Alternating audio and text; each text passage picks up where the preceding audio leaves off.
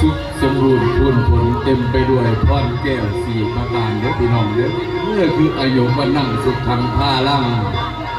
ให้อายุมันควรยืนเบิดกูคนมื่อนี้ใครก็ว่าอยากมามวนน้ำพอใหญ่ขั้นมวนแล้วก็ขอให้อายุมันควรยืนอีกคือหนึ่งจะได้เพราะว่ากุศลการล่าเขาเนี่ยก็มีแต่สิ่งดีๆขอสู่ชีวิตเด้อพี่น้องเด้ออย่าถูกอย่าโศกโลกไพ่อย่ามาใกล้เนาะบุญรักษาเทวดาคุ้มครองกันว่าให้เงินหมอลำมือเนี่ยก็คือกันก็ให้กินให้ทานได้พี่น้องเนาะโอ้ยขันหักกันแล้วก็คือผลบุญทรงให้กันบารมีทรงให้กันเมื่อนี้พอสูนาก็ได้สิบอกออกมาอยากให้คนก็หูว่าพอสูนาเป็นใหม่เนี่ยก็ตายหลายปีผ่าน